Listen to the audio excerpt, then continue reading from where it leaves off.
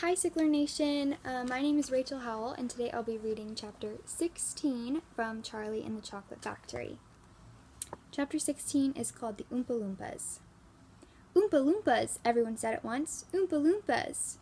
Imported direct from Loompa Land, said Mr. Wonka proudly. There's no such place, said Mrs. Salt. Excuse me, dear lady, but... Mr. Wonka, cried Mrs. Salt, I am a teacher of geography. Then you'll know all about it, said Mr. Wonka. And oh, what a terrible country it is. Nothing but thick jungles infested by the most dangerous beasts in the entire world. Hornswogglers and snozzwangers and those terrible wicked wangdoodles. A wangdoodle would eat 10 Oompa Loompas for breakfast and come galloping back for a second helping. When I went out there, I found the little Oompa Loompas living in tree houses. They had to live in tree houses to escape from the wangdoodles and the hornswogglers and the snozzwangers.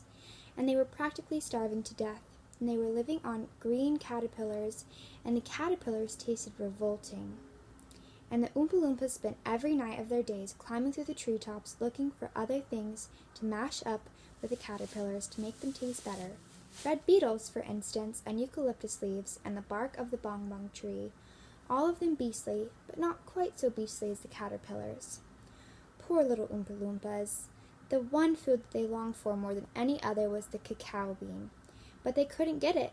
An Oompa Loompa was lucky if he found 3 or 4 cacao beans a year. But oh, how they craved them. They used to dream about cacao beans all night and talk about them all day. You had only mention the word cacao to an Oompa Loompa, and he would start dribbling at the mouth. The cacao bean, Mr. Wonka continued, which grows in the cacao tree, happens to be the thing from which all chocolate is made. You cannot make chocolate without the cacao bean. The cacao bean is chocolate. I myself use billions of cacao beans every week in the factory. And so, my dear children, as soon as I discovered that the Oompa Loompas were crazy for this particular food, I climbed up to their treehouse village and poked my head in through the door of the treehouse belonging to the leader of the tribe.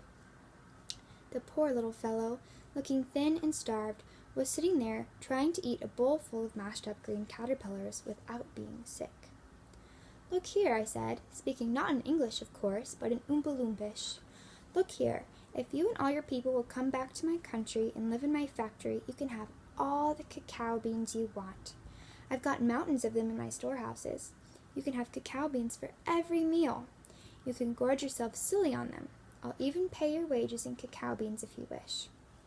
You really mean it? Asked the Oompa Loompa leader, leaping up from his chair. Of course I mean it, I said, and you can have chocolate as well.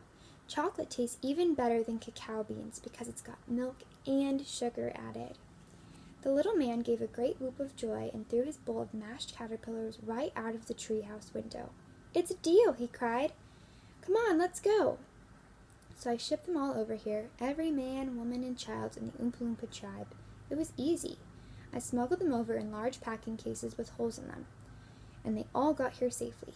They are wonderful workers. They all speak English now. They love dancing and music. They are always making up songs. I expect you will hear a good deal of singing today from time to time. I must warn you, though, that they are rather mischievous. They like jokes. They still wear the same kind of clothes they wore in the jungle. They insist upon that. Daddy! Shouted Veruca Salt, the girl who got everything she wanted. Daddy! I want an Oompa Loompa. I want you to get me an Oompa Loompa. I want an Oompa Loompa right away. I want to take it home with me. Go on, Daddy. Get me an Oompa Loompa. Now, my pet, said Father to her. Her father said to her, We mustn't interrupt Mr. Wonka. But I want an Oompa Loompa, screamed Veruca. All right, Veruca, all right. But I can't get it for you this second. Please be patient. I'll see you have one before the day is out. Augustus, shouted Mrs. Gloop.